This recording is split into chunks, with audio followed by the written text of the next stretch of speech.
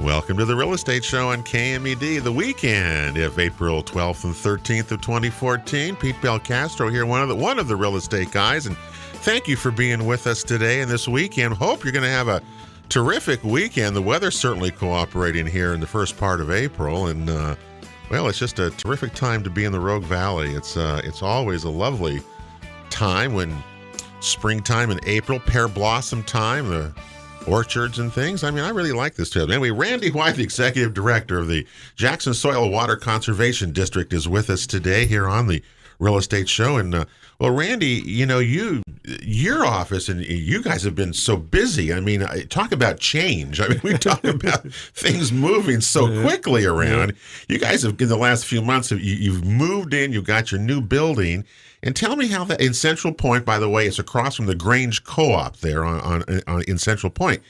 Now, you rented... You know, the funny thing about that is it's the Grange Co-op's old administration building. Okay, yeah. And we probably still get maybe anywhere from 6 to 10 people a week, sometimes 2 or 3 a day, that are coming in and wanting to pay their bills or asking for information or bringing in...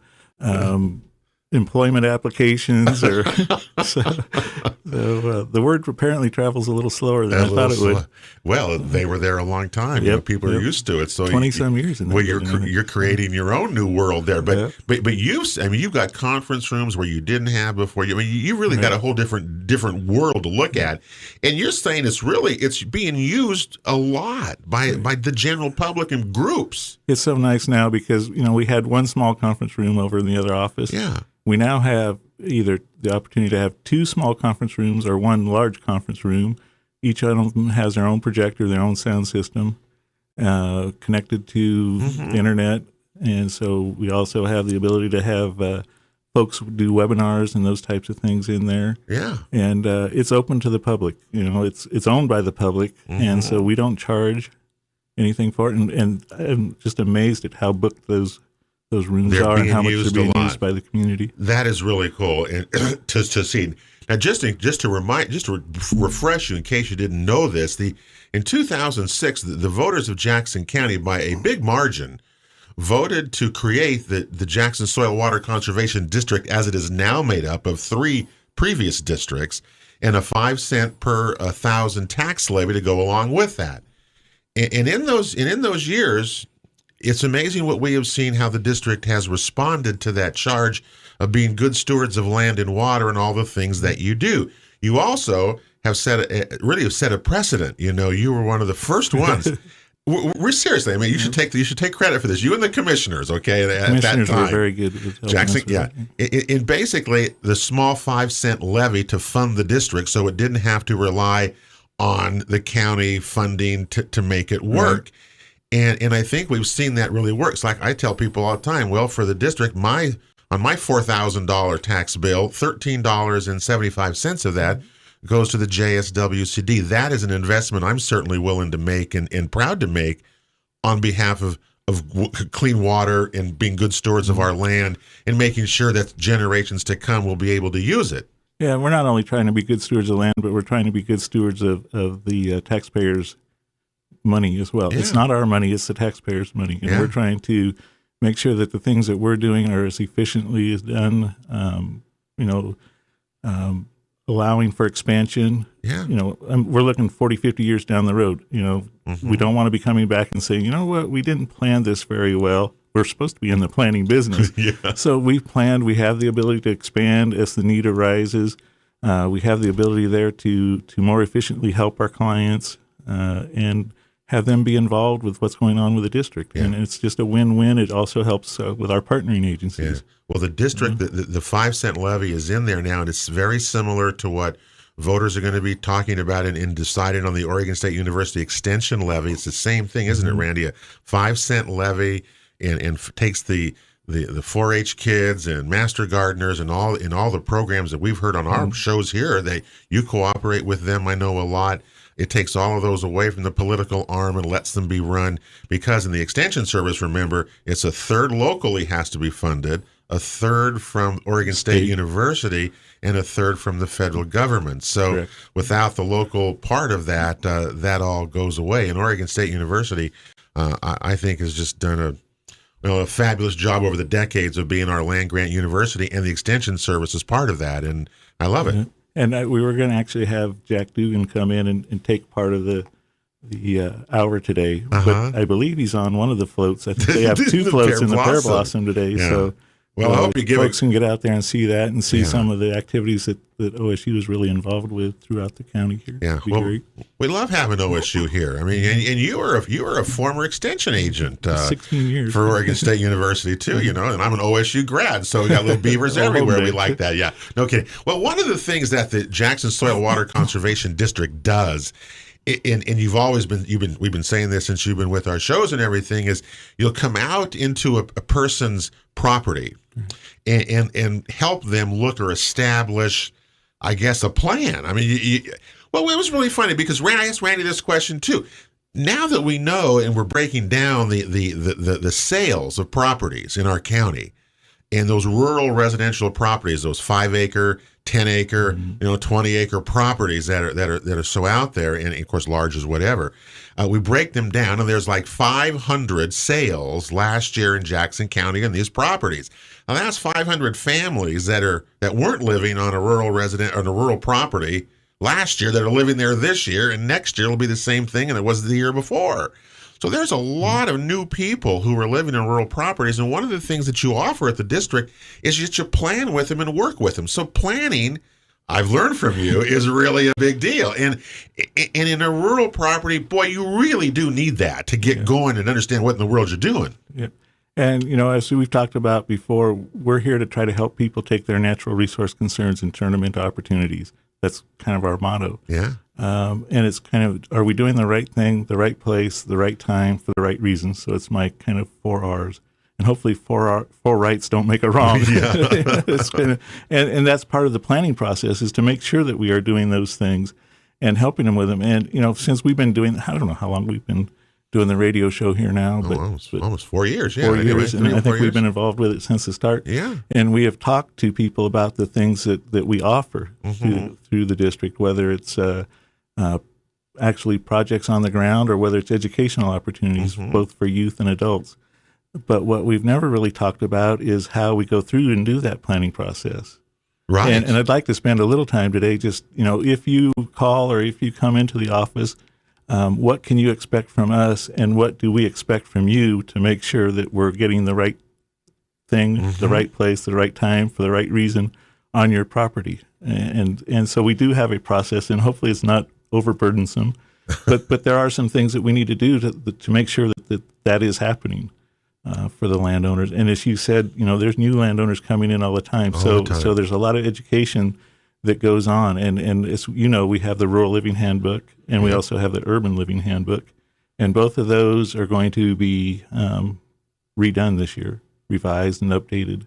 And so hopefully we'll have the new ones out. But we've distributed, between the two of them, we've distributed a little over 20,000 of them throughout the county. Yeah. And as you know, they've gone all over the United States. I still use them. They've gone everywhere. So they're great. So if you folks would like to have a copy of those, just give us a call or send us an email, and we'll get one out to them. Or can they stop by the new building? They can stop by and see the new building. With the Grange Co-op people and get one of those as well. Right, and visit with our planners. So if I walk into your office or something, and I'm new, or I may have been on my property for some time, and I want to make sure that I'm doing the right things today. I think that's a big thing that we want to stress, that you do the right thing. I mean, you're right. Those 4 rights there, do those things.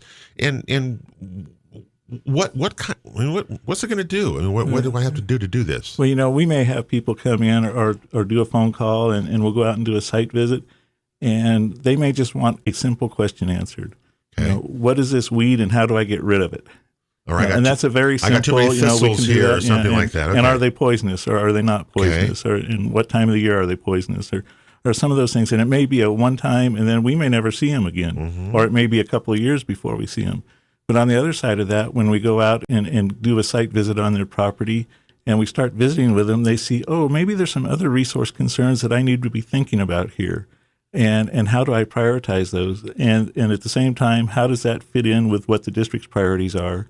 And we go through that every year with our board. We have a 7-member board that is made up of farmers and ranchers, landowners in the county here, and we determine what our resource priorities are going to be based off of a lot of the information that we get from our landowners. Mm-hmm. So it's a very fluid, changing deal there. And so we get out there and they say, this is going to be maybe a little bigger deal than we thought it was going to be. And so the first thing that we do is actually then say, we have a planning agreement. And this agreement has kind of changed over the years, but I think we have it down now where it's a very good agreement that basically outlines, again, kind of what are the landowners' needs. Because they have lots of those. I mean, specifically, and you think in your mind what they are, but until you write them down and look at them, it's a different view. Yeah, and I say we have our priorities, but the first thing we do is get their contact information so that if one of our planners was out and they called in, we know who they were and what their needs were, and we don't have to stop the planning process. It's very fluid, and we can continue on. So, it's one of those things where if we don't have this information, then we spend our time redoing it, and it's time that's not spent then planning. And so we get the contact information, and we automatically then give that person a client number that follows them all the way through the planning process, so that, again, if one of my planners is out, they can just type in that planning number and bring up and know the status of where we are in the planning process with that person. So the planning agreement is very important, but it also then lets the clients know, the landowners know what our goals are, what the concerns are, and what the possible solutions are. And there's really only about 5 of them in general. So it's very wide open. But, one of them is healthy functioning soils. That's why the district is here. If you remember in the 30s in the Dust Bowls, that's actually how districts came into being, because Congress said we never want this to happen again. So we are going to make sure that there is at least one district in every county and every state in the country. Right. And so that's how we got started, was because of the Dust Bowl. Because of the Dust Bowl. So healthy functioning soils are and that's why you have goal. Soils classes. I mean, you still do that today. You're still carrying that tradition part of that education process. And of course, as those come on, we let people know when they're happening here on the radio show. To see that. But what the concern is, of course, excessive soil erosion. And sometimes it's happening right under our feet, and we don't know it until we have a fresh set of eyes come out and take a look at it. And nobody wants to have soil erosion.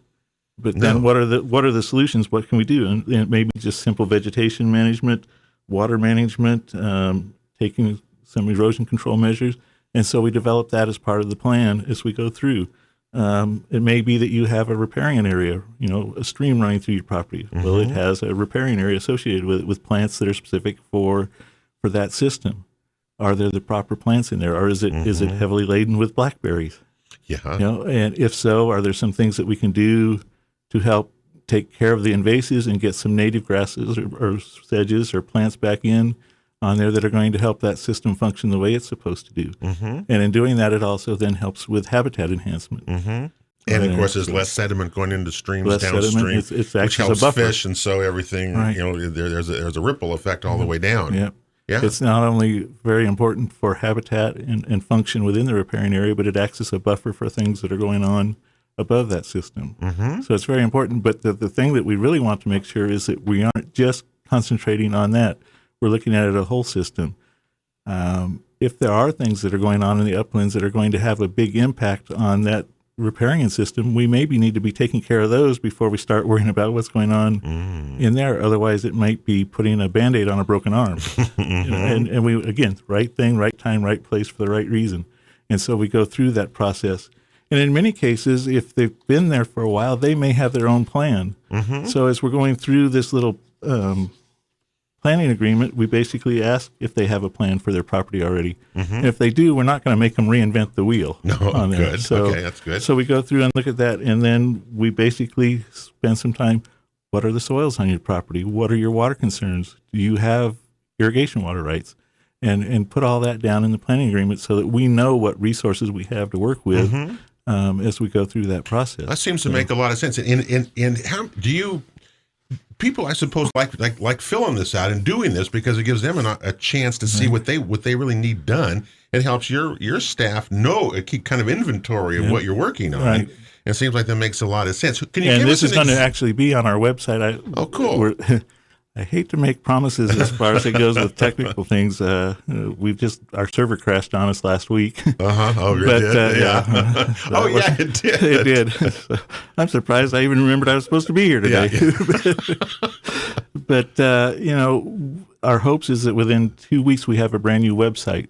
And these forms that I'm kind of going through and talking to you about will all be on that website. They'll be fillable so that you can go there, fill them in before I come in. We can just get them before you come in, and it helps us then, or we go out to your property. It helps us with some of these resources before we ever get out on the property. Well, it makes a lot of sense to do this. And are you getting good response? I mean, because you guys go out, your staff goes out a lot, don't they? They go out quite a bit. More than I think we would. I don't get out much anymore, but they do. No, Randy's stuck in the office. Anyway, that's really true. We'll continue. The Jackson Soil and Water Conservation District, JSWCD.org is the website. We're with Randy White, Executive Director. We'll continue right after this.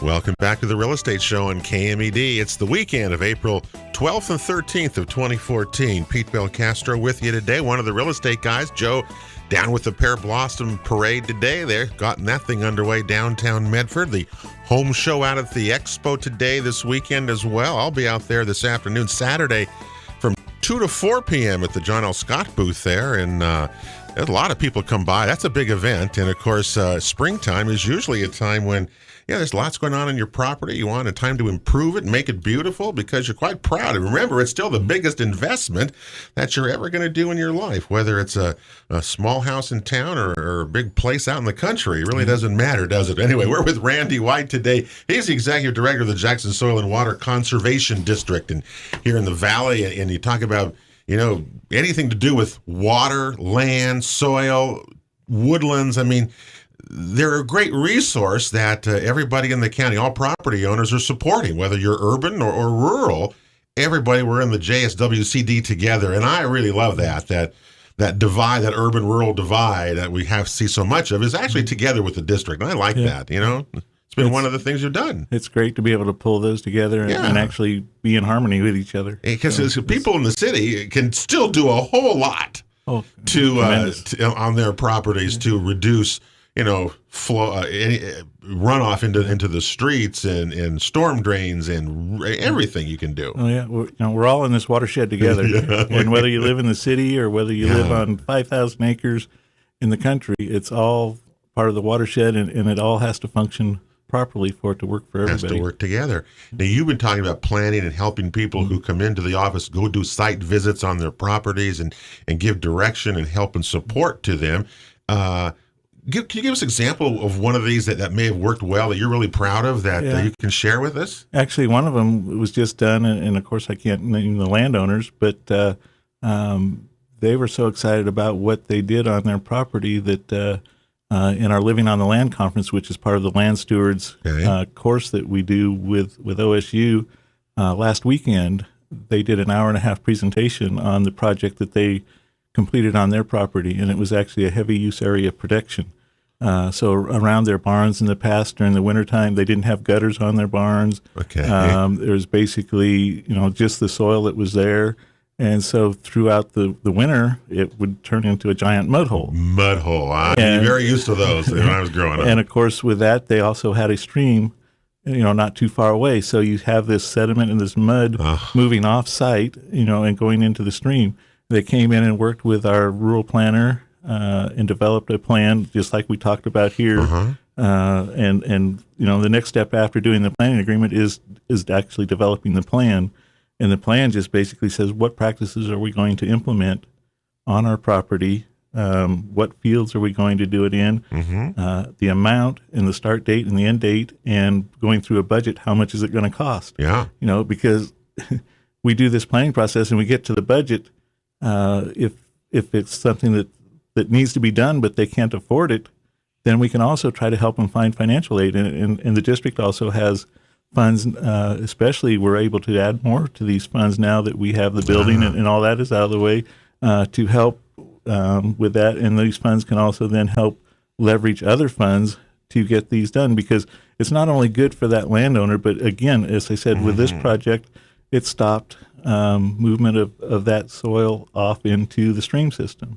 And so that's beneficial for everybody. Everybody. And so it helps out. And so it's a good use of our dollars to make sure that these types of things are working. Mm-hmm. And so we went in and we helped them develop a heavy use area protection site, which meant we made sure that we had the gutters on the barn, that the gutters were able to take that water where it needed to go instead of having it do erosion and off onto the stream and or adding to the mud situation. We came in with Tyvek and took it down to grade, put the Tyvek down, came in with materials that would allow then that water to move down through the system, move down through the Tyvek, and that water then doesn't come back up through that fabric, and the animals are able to stay high and dry and decrease the mud. But the nice thing about this process, again, with the education, they were able to take the experiences that they did in working with the district and again, started with the land stewards class. In this case, they got the education, and then they came to the district and said, okay, I've got the education. Now how do I implement, these things? Right. And if needed, do I need to look for some funding to help get this done on my property? And so again, it ended up being the right thing, the right time, the right place for the right reason. Those 4 rights that worked that 4 time rights, again. And they seem to work all the time if we go through this planning process and make sure that it's working for everybody. And so again, as far as the taxpayer, we see that we had then a solution to not contributing to the pollutions of the water state. Because remember, as we've talked before, agricultural producers are responsible for making sure that the practices that they're doing on their property do not contribute to the pollutions of the waters of the state. Okay. And there are, that's statute. You have to make sure that you're not doing that. But by doing this, it helped take care of that part for them, but it also helped their livestock be healthier. Absolutely, because they're not standing in mud throughout the winter. And so it ends up being a win-win for everybody. Yeah. And again, it's because we've taken time, we've taken a deep breath, and said, okay, we're going to take time to plan this and do it right. Mm-hmm. That's really cool. I mean, that's really good to hear that people are doing this and they're getting results, and you can show these results to other people, and it just snowballs. And I believe she had like 40 people in her class. And so it wasn't me up there as a talking head or somebody else from academia saying, well, this is what you should be doing. I'm a real person. I'm a real person. I did it. It's working for me, and it's working for you. And it'll work for you, too, if you give it a chance. Right. Now, the Living on the Lands class, that thing, I know you do that with the OSU Extension Service. That's growing, isn't it? It's growing. So you're getting, the word is getting somewhere. Be a good steward here of your land. Because tell me about that. It was last weekend, I know. This is our 5th anniversary for the land stewards class, and of course, then the Living on the Land. The people that take those classes over the last 5 years come back and put back into the system and helping develop the Living on the Lands class. They actually teach some of the classes. They coordinate the class along with Rihanna Sims, who has done a great job of coordinating that program with OSU Extension. And again, with a partnership with my rural planners, my urban planner, because there are things that happen around homes that the urban planner can help them with as far as rain gardens, bioswales, those types of things. Sure. So again, it's that urban-rural intermix on there. But back 5 years ago, I think there was 19 people in the class. Okay. On there. This year, there was 30 participants in the course, and it's a 9-week course, and they're out on the ground for every class, I think, except for the first one where they come in and talk about, what's going to happen, how it's going to happen, the nuts and bolts of the process. But all the rest of them are out in the field, whether it's in a forested area, whether it's on pasture, maybe in a row crop situation. So, we're hitting all aspects of ag and forest management on their property. So it's a very general class. But this last year, the 30 participants accounted for stewardship on 975 acres in Jackson County. That's a pretty good chunk. So that's a pretty good chunk of land. But then when you look at it over the last 5 years on there, make sure I got my data correct here, we've had 125 participants go through since it started in 2009. And they've done management, actually developed plans, and most of them have gone through and implemented it, the plans on their property on 5,500 acres in Jackson County. So I think that's a pretty good chunk when you start thinking about it, that a lot of, the landowners in there are anywhere from people that have 2 or 3 acres up to, I think the largest one was about 400 acres in there, and so we've hit the spectrum in there, and some of them have been on their property for years. Others have just moved there, as we've talked about, the 500, I think you said, that are just coming in. And so, it's growing. It's been doing a fantastic job. It's been a great partnership. And of course, then the other one that we do that I'm very proud of too is that 7 years ago we started the pasture management class. Pasture, right. Which was a very specific. And so that has grown. We have actually 30 participants in there this year, and they're doing things, that are very specific to pasture management, irrigation, water management, soils management, nutrient management, grazing management, all these types of things. And they're all developing plans. And so then they can come in and say, okay, I've done this. Now help me get it implemented. Yeah. Well, I know that as a realtor, when I take clients and I show a lot of rural properties, and I always walk the property with my buyers. And what's one of the things that I point out? What kind of a condition is this pasture? You can tell something that's maintained, something that's well. Or do I have rights to that stream that's running through? Or what's going on with that? We're with Randy. We got one more section to go. I want to talk to you about water in this summer here, what you think is going to happen with that. We're got a final break here. The Real Estate Show rolls on here on KMED. Don't forget, realestateshoworegon.com is our website. You can watch any of our shows there. We'll be right back. The Real Estate Show on KMED, the weekend, April 12th and 13th of 2014. This show repeats Sunday, 9 to 10 a.m. on AM 1440. Next week, we'll have a show on aging in place with Howard and Sharon Johnson. You're going to really like that. We talk about seniors and senior housing issues. And, these folks have even built a sample aging in place home. So we're going to talk to them about that. And, a lot of older people want to stay in your home as long as you can. And, you can stretch the years out by just some improvements in it, and we'll talk with them next week about that as well here. Today, though, a whole different kind of topic. We're talking natural resources, water, land with Brandy White, Executive Director of the Jackson Soil and Water Conservation District, which if you own property in Jackson County, you're contributing 5 cents a thousand to your property tax to this. But what a great return we get on our money is what I think we've come to the conclusion with over the years, because it really is having an impact. I was just saying, Randy, that from when you started these classes and things that you do, it seems like you're getting more people involved that there is, and you're still finding that people do care about their land, and there is this great interest that we have going on of protecting it and wanting to learn from it and use it wisely and better, isn't it? Yeah, I don't think there's a person out there, whether they're an urban landowner, rural landowner, whether it's 2 acres, 5 acres, 20 acres, 2,000 acres, that doesn't want to do the right thing on their property. And that's part of the reason the district is here, is to help them make those determinations and then prioritize so that they can do it in a progressive order that makes sense to taking care of the natural resource stewards' needs that they have on their property, but also, is it going to be economically feasible for them? In other words, when we come in and we develop and work with them on a plan and then we're gone, are they going to be able to sustain what it is that they've done and keep that happening over a period of several years so that the next generation can come in and take advantage of the things that they've done on their property and be able to build on that? And the thing that I love about this and working with the other agencies and developing partnerships, we have determined that we can't be an island. We have to work with other agencies and to make things work as efficiently as possible.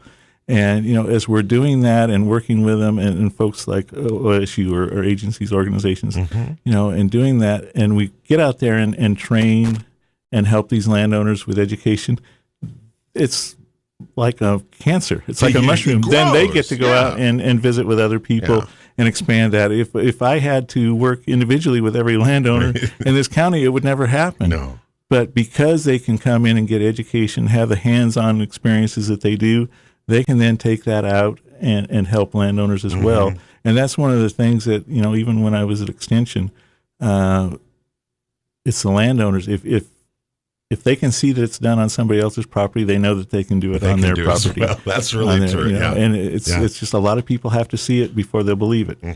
Let me ask you this: change it. You own property. I mean, you're a landowner yourself. What are you hearing about? Well, there was a picture in the Mail Tribune the other day, of Howard Prairie that the docks were sitting in dry land in April, which is what is the water situation that you're hearing about from irrigation districts, or what are you hearing? Well, it's going to be a tough year. And what people need to understand is a lot of people are going to come in and say, well, I'm going to wait to irrigate until later and hold that water until later. Well, you really don't want to be doing that because, as we've talked about before, our watersheds are our largest reservoirs, and the reservoirs are down right now, which also means that, and we don't have any snowpack to fill those reservoirs.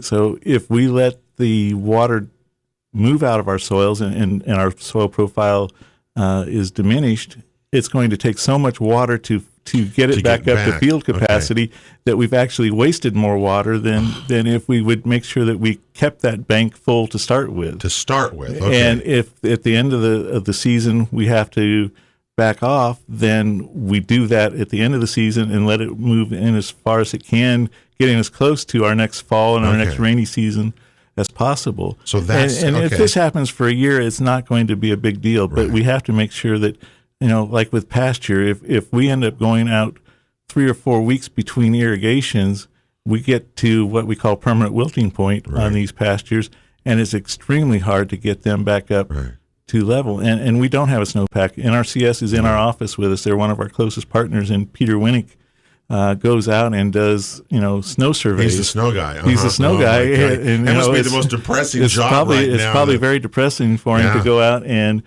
be trying to do moistures on snow that is in some places less than 6 inches. Yeah.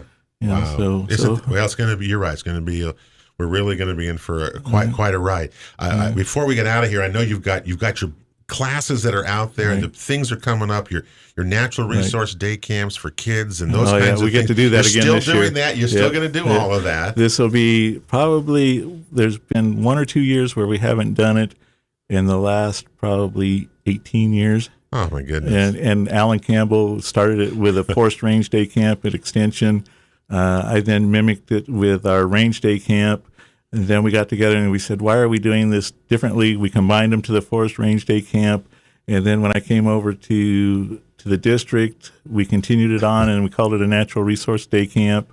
And we get to take kids out 5th through 7th grade for 5 days. They get to go out there and play in the water, dig soil pits, and look at trees, look at grass, look at the riparian systems, and have fun while they're doing it. And then the last day, they get to bring the parents in, and throughout the week, they're developing skits in their own little groups. Oh. And then they get to do a skit that shows their parents what they learned throughout the week. So not only are the kids learning, but then through the skits that they do, their parents get to learn a little bit about natural resources and maybe have an aha moment with that. And so we get to do that again this year. We're actually, because I do not have a rural planner right now, we're contracting that out for this year. But we're going to be doing that June 23rd through the 27th. So please mark your date. Make sure your kids get into it. Fifth through seventh graders. 5th through 7th graders. And it truly is one of the neatest camps I've ever seen. It's so much fun. Deal. Yeah. Just see the kids. And they got a lot of playtime, a lot of free time to run around and do things. But they're learning while they're doing all that. Yeah. And every once in a while, you might get some kid who gets a light goes off and wants to be some great botanist or something, or wants to be we've had that happen quite a bit. Yeah. With that they say, well, I'd really like to do this for a living. Well, what do we say, Randy? Why do we live here in this valley? It's beautiful. We have natural resources. We've got mountains and streams. We got the whole thing. It's all here. All right. Let's just take care of it. It's always good to visit with you, Randy White from the Jackson Soil Water Conservation District. JSWCD.org is the website. That's where you want to go to get all the information. I'd love to help you, as you well know. That'll do it for the Real Estate Show. Pete Belcastro here. Have a great week, everybody. We'll see you next weekend here on KMED. God bless and see you. Have a great weekend.